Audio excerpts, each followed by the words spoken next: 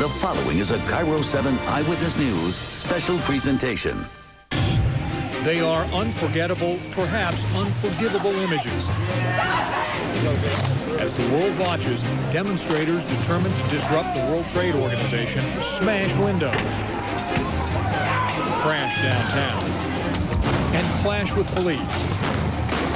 The sound of anarchy. The smell of tear gas. It is incredibly painful. And the incredible sight of Seattle under siege. 4 days that changed the way the world looks at Seattle. 4 days that changed the way we look at our city. No violence, no gas. 4 days that changed the way we look at world trade. Tonight, a Cairo 7 special report.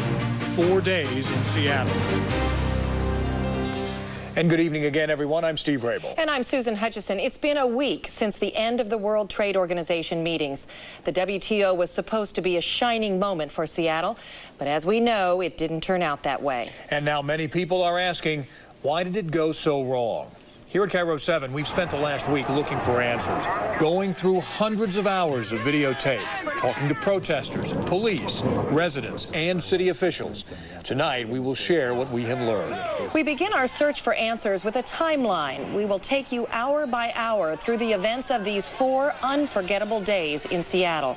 Our timeline starts in the early morning hours last Tuesday, as the WTO prepared for opening ceremonies and protesters prepared to shut them down. Neil Karlinski was outside the Paramount Theater as the protesters and police began moving into position. Before daybreak, squads of police carrying duffel bags full of gear began moving into position for the WTO's opening ceremonies. The relaxed preparations outside the Paramount Theater and Convention Center, a stark contrast to the hordes of protesters already gathering at 2 positions across town. By 7:15 a.m., police had formed the barrier they hoped might be enough to block protesters. This is how it played on live television last Tuesday morning. They've been setting this up all morning. You can see they have made an L around the Paramount Theater here with Metro buses. This is a pretty good wall for protesters to try to get through. By 7:30 at a staging area in Victor Steinbrook Park, protesters were ready too. Richard Thompson was there live. This is not a sidewalk and it's not a parking lot. This is Western and Virginia, so you can see that protesters are already making their presence known here. They pretty much shut down Western Street. Ain't no power like the power of the people. Even before 8 o'clock, hundreds of protesters were on the go and beginning to converge from 2 opposite ends of downtown. Commuters were inevitably stuck in the middle. It's kind of irritating me now. It's a nightmare, and I wish they were doing it someplace else. At intersections near the convention center, protesters were systematically beginning to shut Seattle down. Frustrated police for the first time began fighting back. They weren't very effective. While some protesters locked themselves together in the middle of the street, others dragged city fences into position to block police.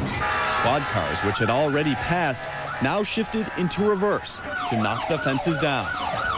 Reporter Kyle Moore kept watch nearby. Effectively, the protesters have blocked off the entire intersection here at 6th and University. By this time, another large group finally reached the protesters' main destination, the Paramount Theater, site of the WTO's grand opening. Let's turn the camera around here. The mesh fence that I just showed you a second ago is obviously not held up. That lasted about 10 seconds. Seattle officials' priority 1 was already collapsing. Are you going to take us to the convention? Delegates were spread across town, caught in the fray, and unable to make it inside the Paramount Theater. We couldn't get in, and the local police are not doing their job. A view from under the wall of buses showed where delegates were trying to reach. As protesters clogged the streets surrounding the Paramount Theater, many found themselves face to face with those they came to protest. It's a genuine effort. Well, how much did you get paid for your point of view, though? People were soon using ladders to climb atop the buses set up to block them. There were hundreds of protesters chanting, singing, and dancing in every direction. Police and delegates alike, it seemed, were at the mercy of the very protesters they knew were coming for months. We're here outside the Paramount Theater, and this is the place the delegates were trying to reach. The opening ceremonies were set to begin at 10 a.m., but only a handful of delegates were able to make it through. Take a look at this map. You have the Paramount Theater ringed by buses and demonstrators, and thousands of protesters were blocking every intersection around the convention center. Last week, Megan Black was at the corner of 6th and Union with a group of demonstrators blockading the streets. Approaching 10 o'clock Tuesday morning, things were getting very tense on the streets of downtown Seattle. Everywhere you looked, WTO delegates were trying to get to the convention center, and it was becoming obvious the protesters were succeeding in stopping them. Soon it also became obvious the police were becoming more aggressive. And so were the protesters as they dumped over newspaper machines. During this tense time, I was on the phone describing the scene. Things started to turn violent. There was a lot of pushing and shoving. The protesters were getting shoved to the ground by riot police. And then everyone started chanting, as you might be able to hear them outside right now, no violence.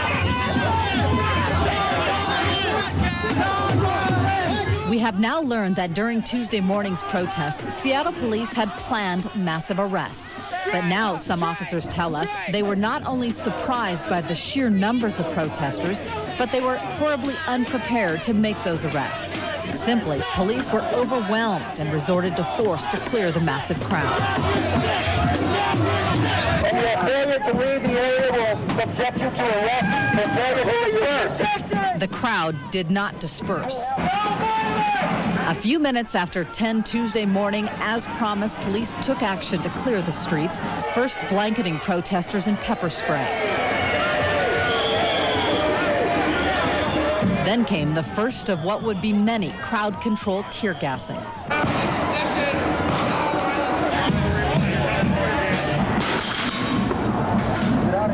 My photographer and I got caught in a cloud of gas.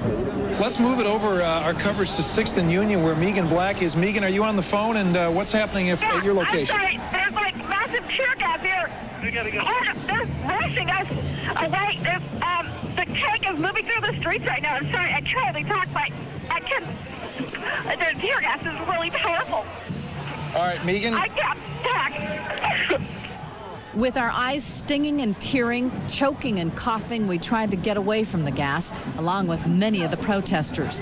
But even with the pain of the tear gas, some of those protesters still refused to leave the streets.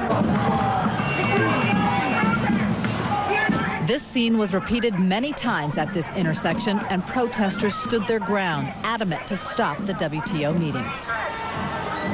This was the scene inside the Paramount Tuesday morning, a nearly empty hall. Opening ceremonies were being delayed. Back outside, Kyle Moore was a block away from Megan. He was at 6th and University. As we continue our timeline, Kyle catches up with a group of protesters who were standing their ground. These groups have locked themselves in to concrete pipes. It's nearly 8 a.m. when environmental protesters swarmed the intersection of University and 6th Avenue. I stood just across the street. Well, a lot of those delegates aren't getting into the convention center. I'll show you why. With arms linked, these men and women formed a human wall to stop delegates in their tracks. Because WTO, the corporate heads of the world, are trying to rape and plunder the rest of what's left of our natural resources. Earth First just moved in with this large inflatable sperm whale. They blocked off the whole intersection. Others used themselves as blockade. As you can see, this is a concrete right here. Their arms are actually fastened into these concrete containers. It gets a little uncomfortable. I could have dressed better, but it's worth it. You know, we gotta do whatever to get heard. Delegates definitely got an earful. I'm trying to learn from these nice folks here who are committed to a cause. And rather than walk around and avoid them, I thought I'd engage them in conversation. It's after 10 a.m. Megan Black is just a block away, caught in a tear gas cloud. 20 minutes later at 10:25 a.m., officers here decide they'd had enough. Donning gas mask and riot gear, the officers move to take back the intersection. They move in on hula hooping and praying protesters. Here, they just set off the first tear gas right here. We're going to back up a little bit. Our shot's going to get a little shaky, but tear gas, we're going to try to cover ourselves. Protesters scattered. Within 30 seconds, I was overcome by the gas. It's a very painful smell.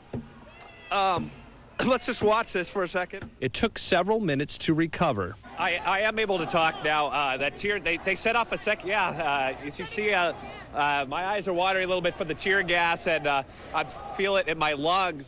Most of the demonstrators were knocked down by the gas. You were prepared, obviously, today, huh? You know, I'm ready for whatever's going to happen. I'm going to make a difference. I'm going to say what I have to say. During the chaos, the first arrest and more pepper spray.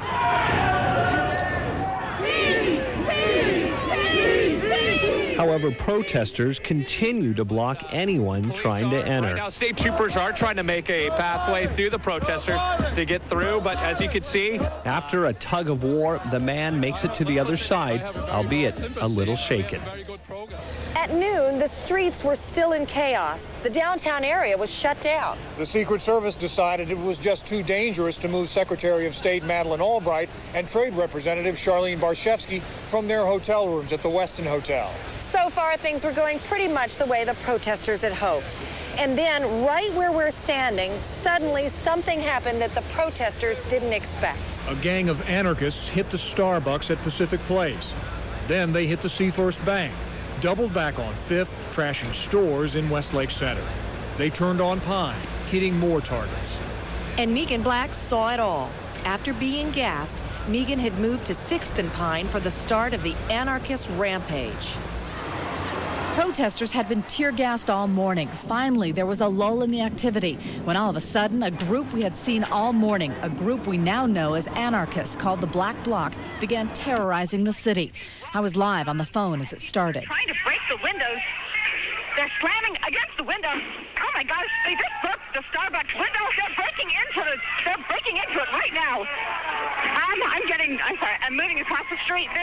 It was a frightening moment, and I think I was in shock. I had been separated from my photographer, but as I followed this group, I soon met up with another Cairo photographer, Frank Simon, as the group's rage turned toward him. Photographer Eric Wald and I then followed the Black Bloc. There were about 30 of them, isolated by their black clothing, black hoods and masks. It was obvious as they continued their destruction that they were renegade protesters. Yeah, take off the mask. Take off your mask and join the rest of us and shut up!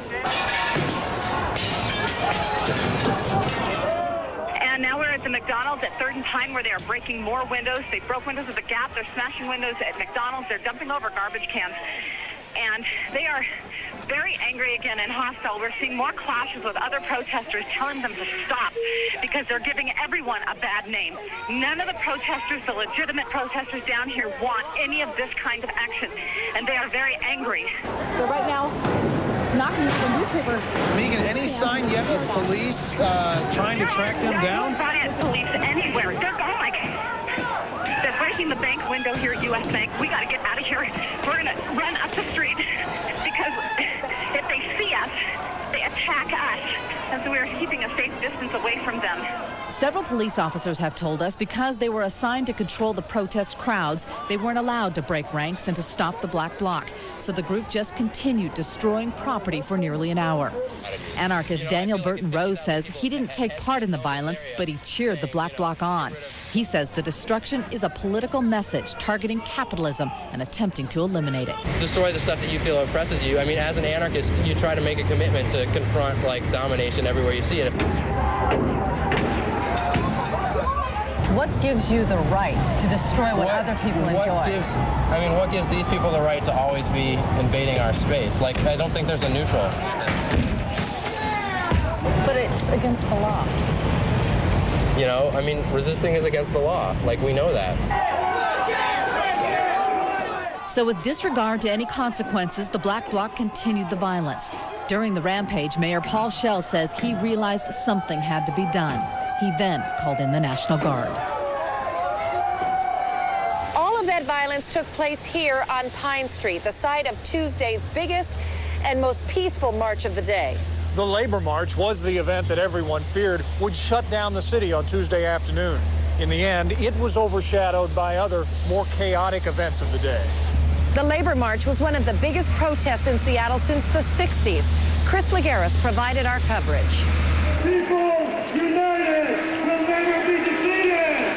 They came by the busload to Memorial Stadium. United Farm Workers from California, steel workers from Cleveland, Ohio. I took my vacation to come out here.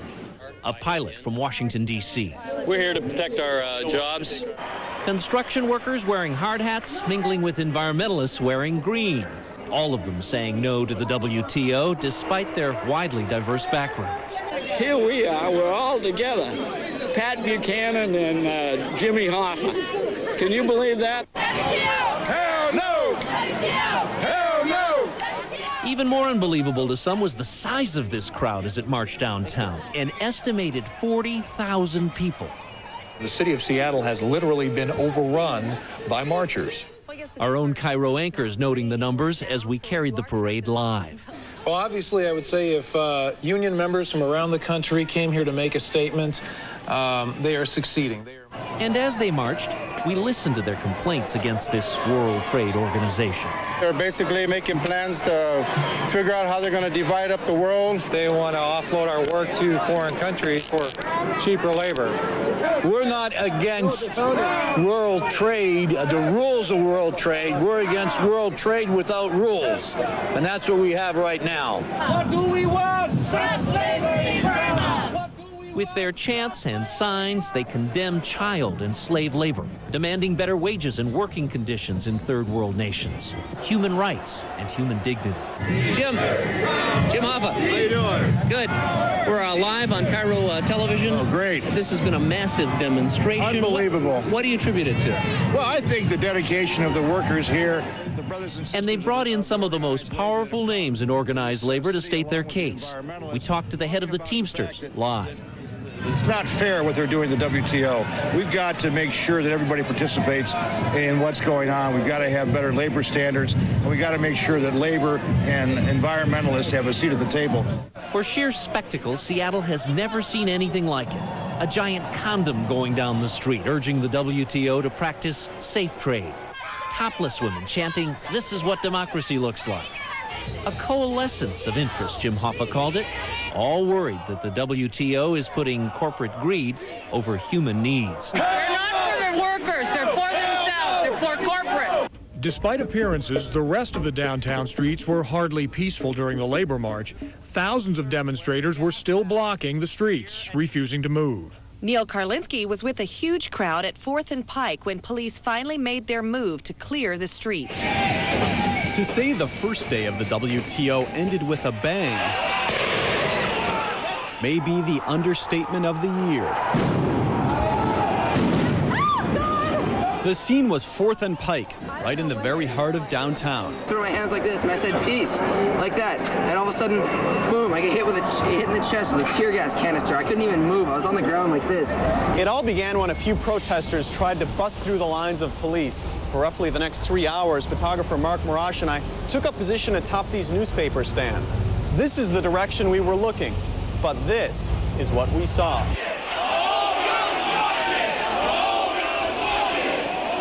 As it played out on the air, the closest live picture was down the street.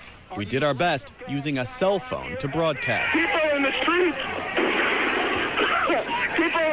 are throwing things, large wooden blocks, back at the police officers. From roughly 3 to 6 p.m., protesters burned garbage dumpsters, taunted police, and generally refused to vacate what should have been one of the busiest intersections downtown. One protester simply put himself at the front of the group and sat down, defying police. As people looked on from office windows up above, those blinded by tear gas were led away. We will maintain this intersection. They cannot move us if we are seated. At one point, the crowd swelled to such proportions you had to look hard just to see the line of police on 4th Avenue. The group, which formed to protest the WTO, was now reacting angrily to a new target, the police who had blocked their advance and who are now trying to clear them using every piece of non-lethal weaponry at their disposal. They are shooting tear gas with no warning or nothing. Finally, just past 5 o'clock, police set out to clear the intersection regardless of who got in the way. While one line of officers stood their ground, a second line of police advanced from Pike Street, firing tear gas and flashbangs, even shooting rubber bullets as they advanced. This country is full! You sons of bitches! An angry crowd retreated amidst heavy tear gas, and we did too. After running for blocks in every direction away from police, weary protesters littered the sidewalks. Oh, God. By just past 5:30, police had cleared the intersection of everything but smoldering trash dumpsters. This was how the sun set on the WTO's opening day. As riot police were clearing the downtown streets, Mayor Schell, Governor Locke, and King County Executive Ron Sims held a joint news conference. After turning down an offer to call up the National Guard earlier in the day, Mayor Schell announced his new plan to restore order. Declared an emergency, a state of emergency for the city. That allows us to do a number of things. One is to request the governor for some help from the National Guard, which I've done. It allows us to impose a curfew from 7 in the morning until daybreak. But an order from the mayor was hardly going to clear the streets. Tuesday night saw more looting. Police pushed demonstrators out of the restricted area, past here, up Pine Street, into Capitol Hill. Deborah Horn was there for that first violent night of civil emergency. With orders to clear out downtown Seattle, the police began their final assault on protesters on Pine Street near 8th Avenue. It was 10 minutes after 6 Tuesday night. The state of emergency was just an hour old. We're now getting a little bit of the tear gas that was thrown just a moment ago because we are right here at this intersection. Some protesters taunted police officers who silently stood their ground, their sole focus on moving the protesters out. It was nearly 6:30. There was disruption by just a few hundred people. Far from the chaotic streets of Seattle, Governor Gary Locke was hosting a dinner for the WTO delegates at the Museum of Flight as they socialized.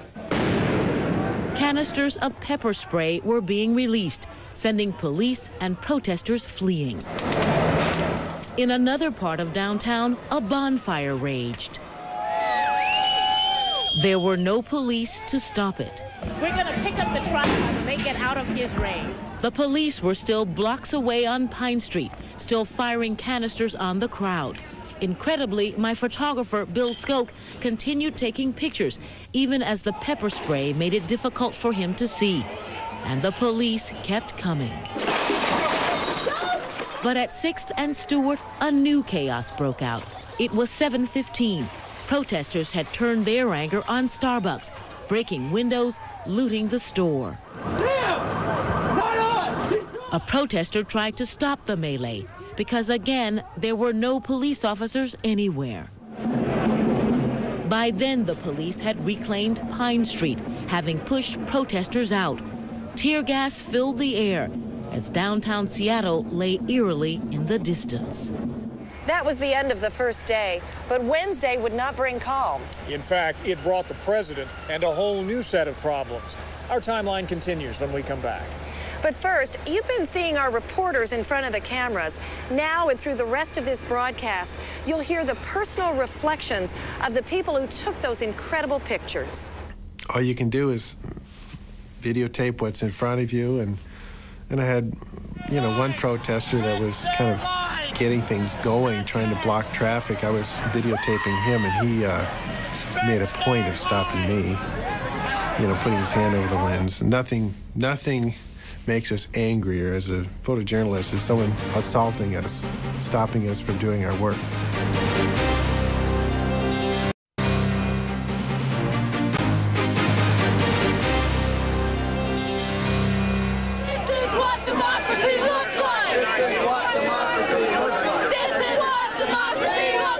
And this is what Seattle looked like Wednesday morning. The day brought hundreds of arrests in Westlake Center as protesters were carried off and dragged off by police. As night falls, a different law enforcement uniform is seen on the streets. The camouflage uniform of the Washington National Guard, called in to help keep the peace. We're standing at Westlake Center. On Wednesday morning, this shopping mall was inside what is commonly called the no protest zone. The whole downtown core was off limits to anyone who wanted to block streets or buildings. That set off mass arrests. Christina McKenna picks up our timeline on Wednesday morning. Wednesday morning, the sun rose to find Seattle a city changed. Citizens tried to repair the damage, and so did the mayor. Lots of discussions. I'm happy to report that the downtown is peaceful. Yet in the midst of that morning peace, it seemed clear the conflict wasn't over yet.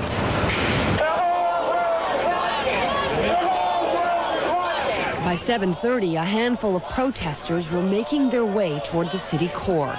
Police had defined their no protest zone, but even outside that, they wouldn't allow city streets to be blocked. Once again, what was a protest against the WTO became one against police. Wait. Sir, I understand what you're saying. Back that way. This is what democracy looks like. The mass arrests filled city buses, and yet still fell short of stopping the wave of those determined to march on downtown. Within the hour, an impromptu parade had penetrated the downtown core.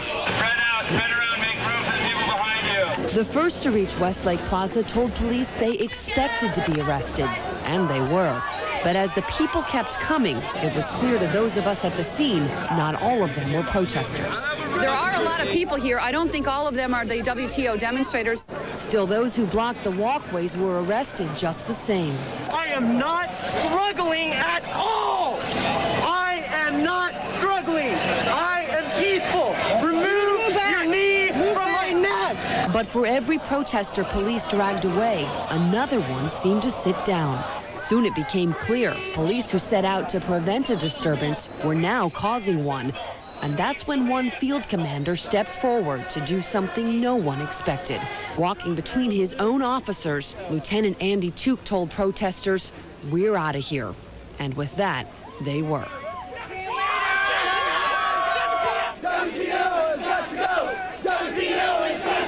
It looks like they have retreated, and they are now letting these demonstrators take over this plaza at Westlake Center. While the arrested protesters were bused to Sandpoint, Mayor Schell held another news briefing. He was asked about the conduct of some police officers clearing the streets the night before, and his answer touched some nerves. I will acknowledge it hurts when you get hit by a non-lethal weapon and when you have to deal with tear gas. I don't like it, and I apologize for those innocent citizens who had to suffer that. Later, the mayor said he did not mean to criticize any of the officers. President Clinton had arrived at Boeing Field in the middle of the night. We now know the Secret Service considered canceling the visit until they got assurances the president would be safe. There was heavy security everywhere the president went, and there were no attempts to arrest or remove any protesters for the 4 hours Mr. Clinton was in public view. Sharon Alfonsi continues our timeline with coverage of the President's Day here in Seattle. 12:01 downtown. Here it is as we see the president's motorcade leaving. The presidential motorcade makes its way through downtown Seattle. Reporter Brian Wood is at the Four Seasons Hotel. The streets are strangely quiet. Today, downtown is a very different scene from yesterday. It is truly my pleasure to introduce to you the President of the United States, Bill Clinton. But the president couldn't avoid the subject of demonstrators and violence on the streets. After a handshaking session with farmers, traders, and shippers at the Port of Seattle, the president talks to me about the last 36 hours. And I don't think anybody in America should take what a few violent people did as in any way representative of this community or of the people who are here for peaceful protest. We just ought to condemn what they did.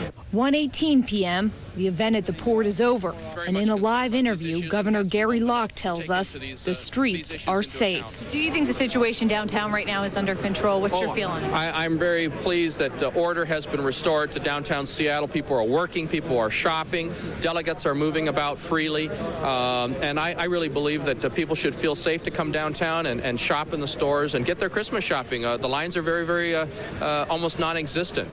Non-existent because they are replaced by these lines. It's 1:30 now, and police have formed a solid blue barrier around the Four Seasons, the president's next stop. The protesters are blocks and blocks away from here right now. Moments later, Clinton is safely inside the hotel addressing WTO trade ministers. But in a free society, people want to be heard. And human dignity and political reality demand it today. Steelworkers march from the Labor Temple to Pier 62. Let me thank you for coming out in this rotten weather. Just before 3 o'clock now. Dump it! Dump it! Dump it! And workers dump fake steel into Elliott Bay, protesting the dumping of foreign steel in U.S. markets. Coast Guard ships keep a close eye on protesters. Police keep guard around the Four Seasons. The scene that you see here is quiet. It will prove to be the calm before the storm. The president wrapped up his speech at the Four Seasons around 4 o'clock on Wednesday. As the president's limo pulled away, police resumed their push to clear the streets in downtown. Ross McLaughlin was a block away from the Pike Place Market as the police started cracking down. Your conduct is a violation of state and city law. Police were moving into place in all corners of downtown Seattle. It appeared they were trying to clear the streets for the presidential motorcade, which was on its way to the Westin Hotel. We were hit with tear gas just a short while ago.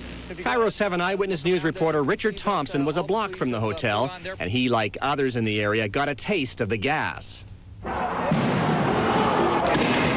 And then, just a few minutes later, we got it too, as police moved into the area of the Pike Place Market to contain protesters who had been pushed back from the Westin.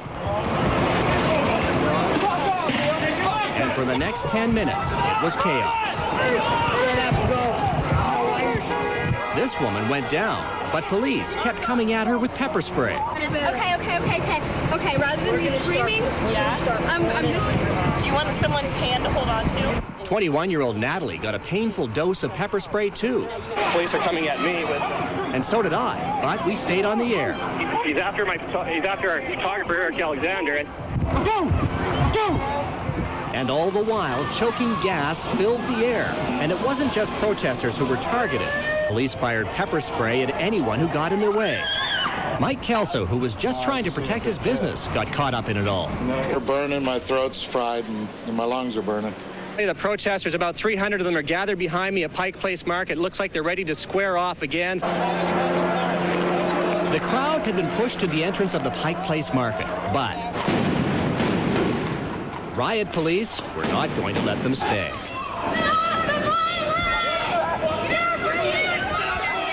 We were chanting, "No more violence," and all of a sudden they opened up with the pepper spray and the tear gas, I suppose, and I got hit in the eye with one of them rubber bullets.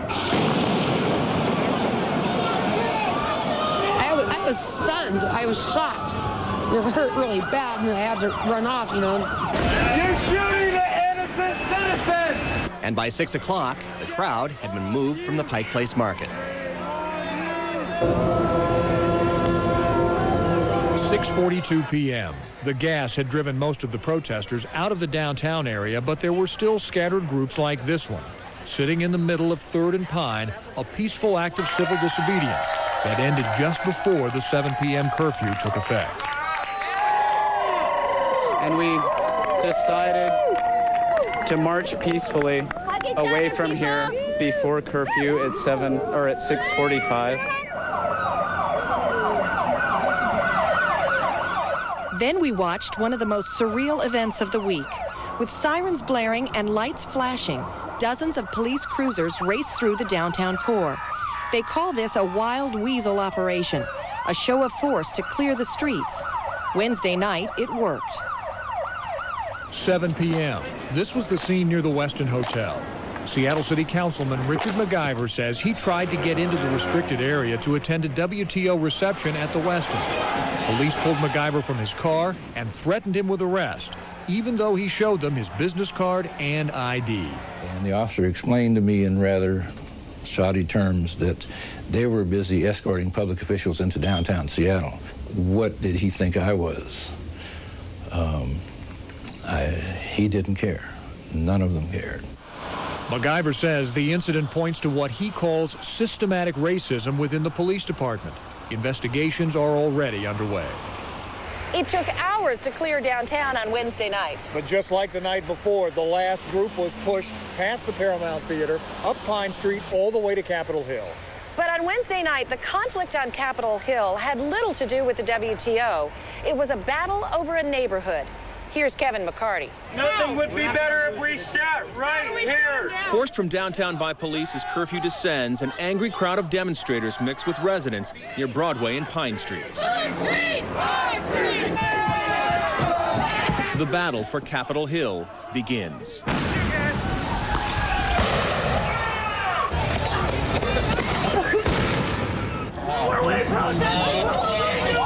Police now face a standoff. The crowd, almost exclusively residents of the Hill, who won't back down.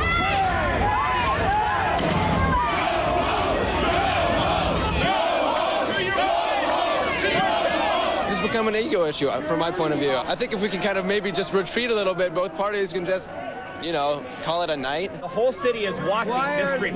Moving back and forth between the crowd and the cops, King County Councilman Brian Derdowski tries to make peace. Now you guys got to cut me a little slack, okay? The police hold the line. Some members of the crowd test their authority. I'm asking you to voluntarily and peacefully move westbound and disperse. You guys move back 20 feet and stay back from our line 20 feet. Hey. Let's go that way. Let's do something else. After several hours, Derdowski's efforts to calm the angry crowd fails. Desperate, he tries to convince police to back down. Sir, you know, in the last 2 hours we've been here, we took this whole block of steps backwards. I know you did. I know you did. I appreciate, you know something? I appreciate your restraint. I appreciate what you did. Okay, sir, will you please clear the area? I will. It's been nearly 7 hours. Police patience finally runs out. With the crowd taunting them, the officers make their move.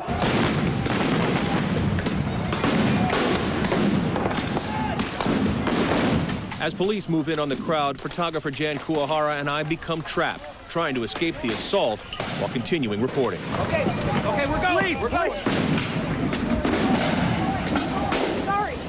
Okay, where do you want tear gas in the air? At that point, the camera goes dead, and we become lost in the smoke and tear gas. Jan needs help.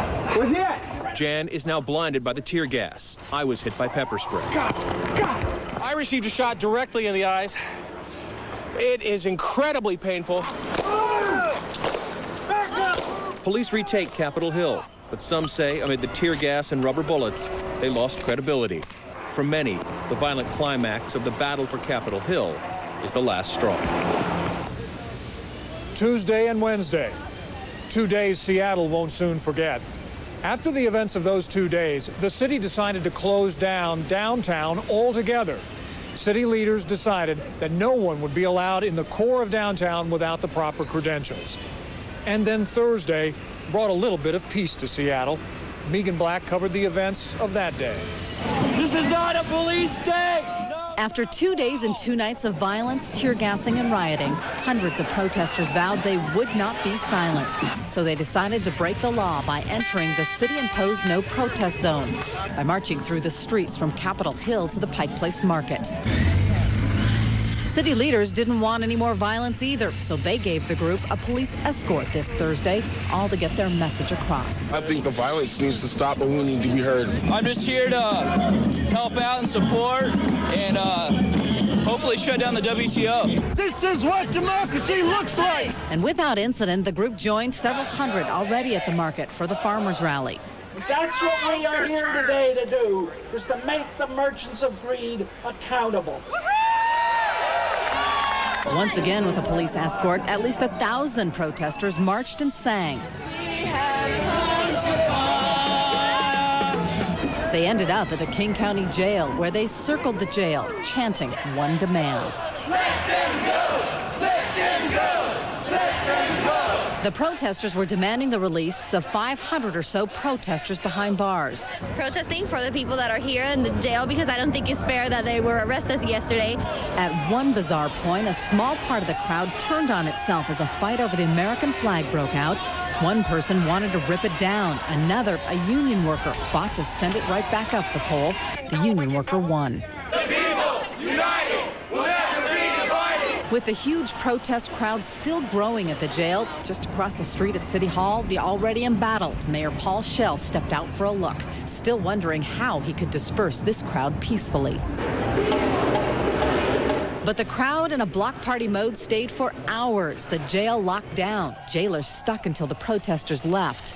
And finally, a breakthrough after negotiations between the mayor and the attorneys for the jailed protesters. So what the jail authorities agreed to do after the mayor called them is to let us meet in groups. That way we can come to an agreement and we can finally confirm a plea bargain. And that was enough to send the 1,000 or so protesters marching back up to Capitol Hill. There was no tear gas, no police confrontation.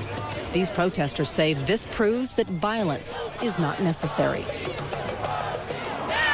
Friday, the protesters were back at the jail, and some demonstrators stayed the weekend until almost everybody who was arrested in the protest had been released. Well, that ends our WTO timeline. 4 remarkable days in Seattle. That timeline helps us understand what happened. And now we turn our attention to why. We talked to Seattle's police chief and mayor after this. Police were moving protesters away from the intersection near the Weston, and one protester had taken a direct shot of pepper spray in his face, and so I was rolling on that image, and then all of a sudden in my ribs I got a riot club from one of the officers, and I turned towards him just kind of naturally, and from my blind side another officer got me in the ribs again, and down I went to the ground, and I didn't know what would happen after that, but at that moment my coworker, my reporter Todd Pottinger, steps in with his gas mask on and picks me up off the pavement, and we kept going. Protesters promise a battle in Seattle, but few expect a war. It could enrich all of our lives if it goes right. In the optimism the week before, there are banners and bantering. People before profit. Signs and symbols and early warnings that the city's version for Seattle we will be remembered, and Washington State, Seattle will be on the map. Is not the vision the world will remember after 4 days in Seattle. So what happened here? Why did the WTO convention turn out so differently than anybody expected? The city was surprised, but perhaps they shouldn't have been. Reporter Neil Karlinski looks at how the warning signs were clearly there from the start. Look familiar? It's not Seattle, but London this past June, where protesters took to the streets to march against virtually the same people the WTO brought to Seattle. You can see police in riot gear pushing against the crowds. What you can't see is the tear gas and violence that broke out. That video was confiscated by British authorities. Seattle police knew this was just a small sampling of what would be headed our way. Take your time climbing and keep that thing right up there in front of you. Great. And they also knew about these training facilities set up north of Seattle where protesters from across the country were gathering to train. The World Trade Organization is enough of a threat to democracy and to our health and environmental laws that it's worth putting our lives on the line if that's what it takes. The warning signs of things to come were everywhere. The anarchists police were told would be headed to Seattle put on a virtual dress rehearsal in their hometown of Eugene, Oregon, when they rioted in the streets. Police had to use tear gas to clear them, but the damage was already done. Even here in Seattle, before the conference got underway, protesters went public with their plans on television. Folks will use the U-lock, most likely around their neck or ankles or other places, connect it with other people, probably blockading a street, either probably laying down on each other. If after all this, police had any doubt at all, what happened at this Seattle McDonald's should have been a wake-up call. A peaceful march through downtown ended in chaos, and the conference was still a day away. Protesters told us after the fact the police reaction is not what they expected. I was surprised by how poorly prepared the police in the city were. Certainly the police had a lot of armored vehicles and helicopters and tear gas. I don't call that preparations. Make no mistake, peaceful protests and marches shut Seattle down, and violent anarchists caused extensive damage, but none of it should have been a secret to those who brought the WTO to Seattle.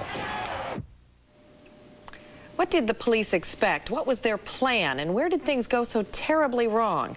A number of ongoing investigations are already looking for the answers. Reporter Karen O'Leary tries to get to the bottom of the police plan. Until it started. Until this happened.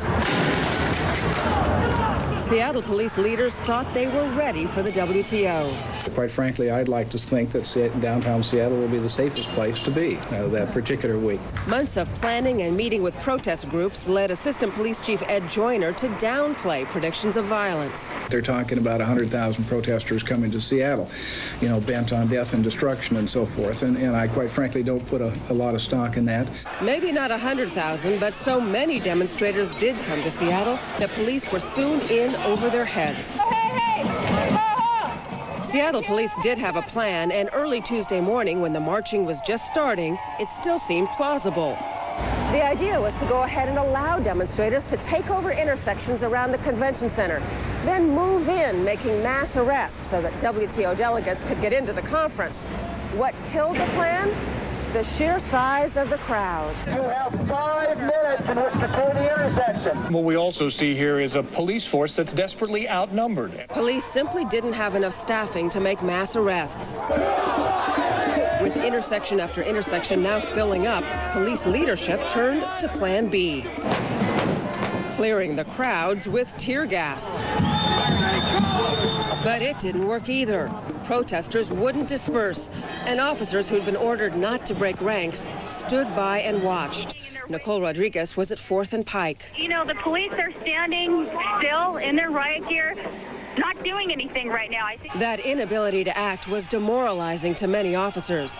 Later, the police guild blasted top brass. Can't have command coming out of a basement someplace. Officers complained about lack of equipment.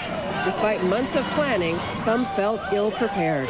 We were trained at the last minute, more or less. We would have liked to have more training. On Wednesday, everything would be different. Mayor Schell called in the National Guard. Officers cracked down and made the mass arrests even demonstrators had expected. And top leaders admitted mistakes. Clearly, in hindsight, the approach that we used yesterday did not work. In the aftermath of the violence, some police leaders claimed the protesters had misled them.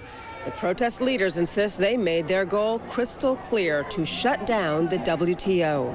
Now, I don't know how that was perceived, and I cannot know how that was perceived by the police. But whether they thought it meant colorful signs and some very clever chants, they were very, very wrong. As for Assistant Chief Joyner, despite all the criticism, he's standing by his plan. I'm very confident that the plan itself will withstand very close scrutiny and come out as a shining example of how this kind of plan should be put together. One of the first casualties of those 4 unforgettable days in Seattle was Police Chief Norm Stamper. He announced his retirement a few days ago, but he will be staying on the job until all the WTO investigations are completed. I sat down and talked with the chief this morning. I think it's time for the coolest heads to prevail under these circumstances, and for people to recognize that we're all about the business now, finding out what went right, what went wrong, what we could do more of, what we could do less of. We have an absolutely outstanding police department, and I think the critical analysis of the week's activities will in fact show that it was planned for as well as it could be, and that the cops performed in an absolutely superlative fashion. The images that we see. Yes. Some disturbing, even to you. You mentioned it the very first day. I don't know if you backtracked on it a little bit, but you clarified your statement about what you saw in very isolated incidents. Sure. How do those get explained to the public? Well, they get explained, I think, this way. If I see an image that is disturbing to me, it is probably because an individual police officer who may have been out there on the streets for 16 or 18 hours has broken ranks. And if I see isolated only that image, I don't see what provoked it, I'm in no position to really judge it. Is it a disturbing image? Of course it is. Is it a disturbing image to have individuals who are completely innocent, who may have been dining on Capitol Hill, who were not part of the protest, violent or nonviolent at all, getting a face full of gas? Well, and the answer is yes. And we can say, you know, we're sorry for your experience, but we don't apologize for the tactics and the strategies we used. Now that you've had a little bit of time to stand back and look at this, would you have changed anything in the planning process? Well, if I could have somehow invented a police agency of 2 to 3 times the size of the Seattle Police Department, I would have. I don't mean to trivialize a very important issue here, but it's very clear that the intensity of feeling, the breadth and depth of anti-WTO sentiment that was being expressed on our streets, combined with some folks I think who are out there for recreational destructiveness as well as a political strategy of committing acts of vandalism and violence, had this demonstration or the week's worth of both nonviolent and criminal behavior taken place in a city the size of New York with 40,000 cops, the outcome clearly could have been and probably would have been different. There were some things said after all this, specifically about leadership, your leadership of the police department. How did that affect you? How has it affected you? What have you said to your police officers, many of whom questioned what's happened over the last week, and in some cases questioned your tenure during your time as chief? Sure. That's not the first time that's been questioned. And what I say to them is that I am terribly proud of them. They have every right to be proud of what they did and no need to be defensive about what they did. I think they performed in an extraordinarily effective way, restraint, discipline, personal courage in the face of extreme danger on so many different occasions.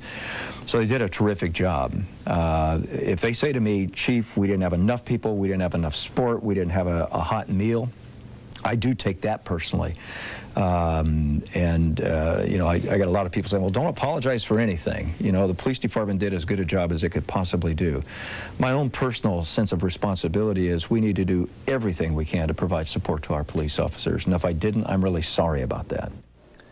Chief Norm Stamper earlier today. Now, the chief is not the only one being asked some tough questions by the people of Seattle. The mayor's actions during the protests are also under scrutiny. I'll talk with Seattle Mayor Paul Schell when we come back. Plus, many people are still disturbed by the images of police cracking down on protesters. Coming up, we take a much closer look at the use of force by local police. I got gassed 5 times. I was there when the first gas went off. I'm not even sure where it was. The cops pushed me back down a block, and I ran back to the truck and fed that tape in, and just as I was doing that, they were gassing that intersection, and I did that twice, and I got gassed twice there. We'd been up on the hill for an hour or two when all hell really broke loose. You know, I was completely disoriented due to the gas that was being used, and got the overspray from a coworker that, you know, was sprayed directly in the face. Stumbled about, trying to make my way somewhere. And luckily, a coworker, Margot Kim, came to my rescue. One of the issues that people are still talking about is the conduct of the police. Some feel the officers showed incredible restraint, but there have been a number of incidents where the use of police force is being questioned. Here's Brian Wood. Despite overwhelming odds, questionable planning, and limited resources, Seattle's mayor and police chief say the vast majority of officers handled themselves properly, but not all. In their efforts to protect life and property, to keep the streets clear and safe, even the police chief says he has some questions about the behavior of some officers. I saw circumstances that are in fact troubling to me. They were plainclothes police officers. They had no warning. They came at us from behind. Kayla Economos says she was the victim of police brutality. I felt my head being smashed against the concrete sidewalk. I felt my teeth being pushed in, felt blood running everywhere. Protesters were the target and they were hit, but so too were others. The woman behind the video camera in this car was doing a school project when a King County Sheriff's deputy asked her to roll down the window and then pepper sprayed her and her friend. I think that definitely makes me frown upon the police department and how they handled everything, because there was children out there watching and learning. She has since filed a claim against the county. But most outrageous to many was what some call indiscriminate attacks on passers-by, just folks in the neighborhood. We are residents! There was no protesters! None of us are protesters here! Police response to his outburst? A blast to the face. The riotous behavior I saw was by the Seattle Police Department, the Washington State Patrol, and the Federal Bureau of Investigations. And with this overflow meeting, the Seattle City Council began to hear the angry reaction to police tactics. The police response to this was to target the nonviolent blockaders with chemical warfare. The medics were targeted, shot from behind with rubber bullets, had pepper spray applied at point-blank range. That the possibility that what we saw in Capitol Hill and downtown reflects a police culture that doesn't trust minorities or youth or anyone who isn't like them. But it is a culture, police say, of self-criticism. And so the Seattle Police Department has an internal affairs unit investigating the behavior of officers. A handful of complaints have already been filed.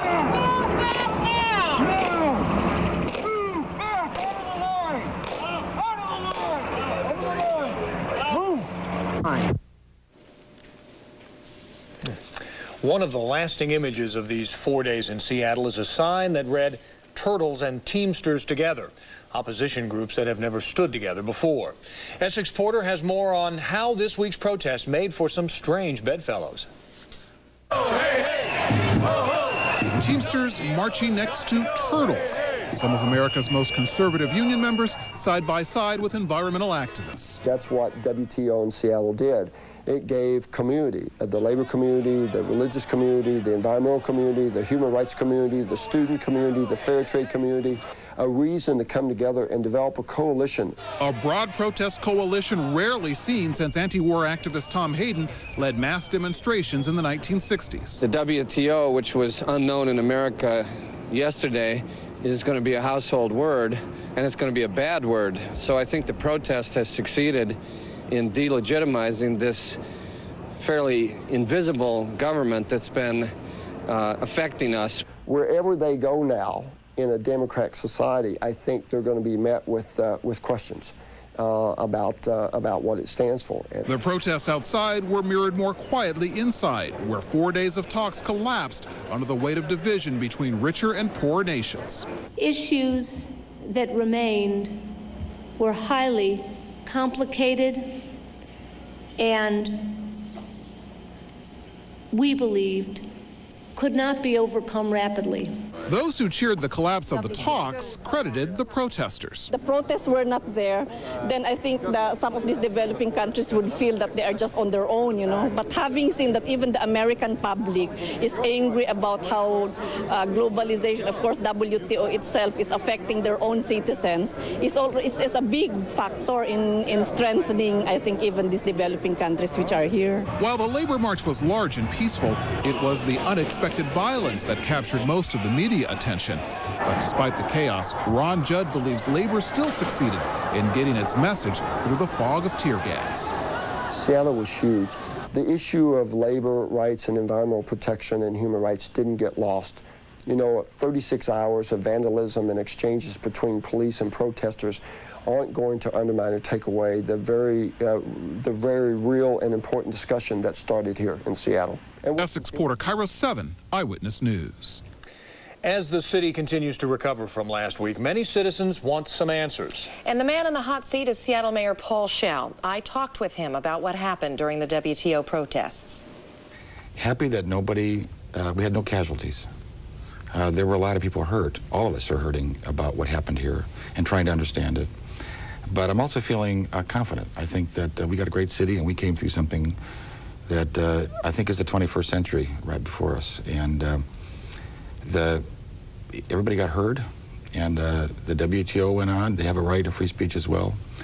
And a lot of ideas and thought is going on all over the world right now in terms of where are we going as a society. And so I think we even made a contribution. Right now, though, I'm focusing on let's get the facts so that we don't assign guilt and judgment prematurely. Well, let's get the facts. People want to know what went into the planning process over the last 9 months. From the city's standpoint, we had security. And at least 20 agencies were involved. We had the lead, but clearly the Secret Service, the FBI, all of the state and local agencies dealing with security, the Port of Seattle, ATF, and a lot of work from traveling to Geneva to looking at the NATO conference in Washington, D.C., trying to do the best they could to understand what both the threat was and then how to plan to do it. Why did you underestimate the threat? Well, it was an unprecedented area, and I don't know that that happened. What I've suggested is, and asked for, is let's do an assessment. Let's find out what was done right. People are entitled to know that. It's a good question. Have you thought about what mistakes you made in retrospect? Oh, I'm sure I did. I think we should all go through that analysis. It's too soon to do that, too. I want to hear, and we're going to be going through our own analysis. I'm comfortable we're now working with the council. We both have our responsibilities to see that we learn from our mistakes, understand it, learn from our mistakes, and then move on.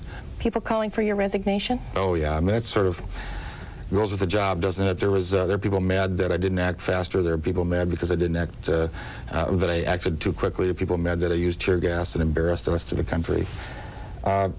Susan, I did everything I could as well as I could, and I was very well supported by the people in this community. I walk around town the last 3 or 4 days, and I get a lot of support out there saying they understand it was an impossible circumstance. And we got through it, and I think we got our nose bloodied, but our heads up, and we made it work. Will Seattle ever be able to host another worldwide event again? I think we're all going to take a long look at anyone that has the prospect of controversy. But I also hope that we don't shy away from that and try to be a comfortable city. Whether we like it or not, we're an important international city. And, but I think a word of caution on who's going to pay for all of this and understanding of the risk we're asking our citizens to take.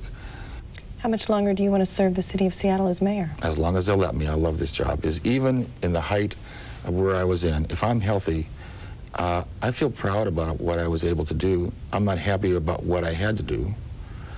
But in the end, you're measured by what you do and the results that you achieve, and not your instant popularity. I think it stretched me, but I think I grew as an individual as a result of it. But more than that, I think our whole community did. And my job now is to bring us together. Let's understand it together. Let's have all the facts out there. Let's not be afraid to admit mistakes. Let's learn from our mistakes. And like any good community, let's support each other in that process and be very forgiving. People said and did a lot of things on all sides that we need to, in this time of Christmas, peace and goodwill to all men. I think if we can come out of that, we'll be stronger as a community than we've ever been. Who wouldn't want to be mayor of that place? Mayor Paul Schell. Well, it will be many weeks before there is a final accounting for what went wrong during the WTO. $17 million in losses in retail sales and services during the busy holiday season. At least $3 million in damage to stores and businesses. But one thing is certain, the next time the world is watching Seattle, the city and its citizens will be better prepared. We hope that the last hour and 10 minutes have helped shed some light on what happened during those historic 4 days in Seattle. Thanks so much for joining us. Stay tuned. The news is next. With complete Northwest news coverage, this is KIRO 7 Eyewitness News.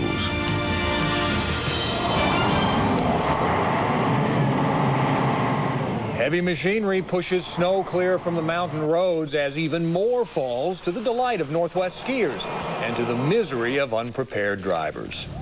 Good evening again. Heavy snow in the Cascades is making for some hazardous driving conditions over the mountain passes. And tonight we're learning the big snowstorm may not stay only in the mountains. But for now, the brunt of this snow is hitting both Stevens and Snoqualmie passes.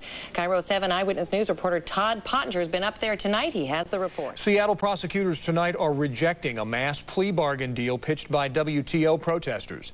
Most of the 500 people charged following last week's unrest face charges of failure to disperse and obstructing pedestrian traffic.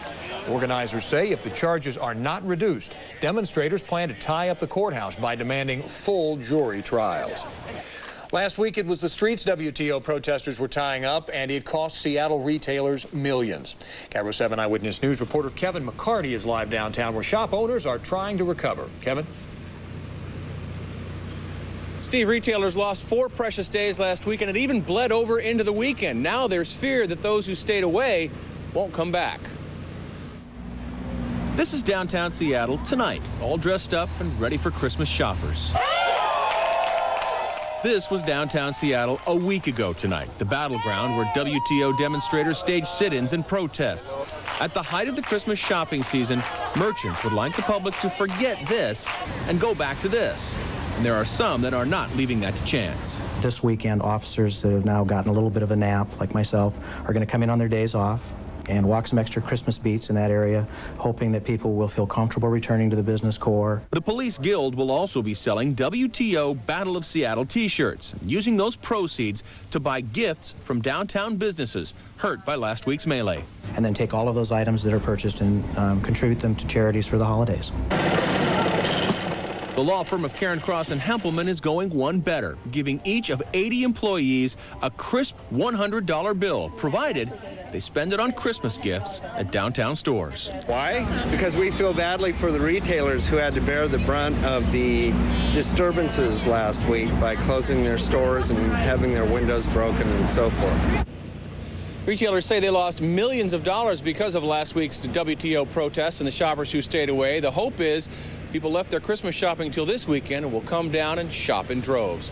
Reporting live in Seattle, Kevin McCarty, Cairo 7 Eyewitness News.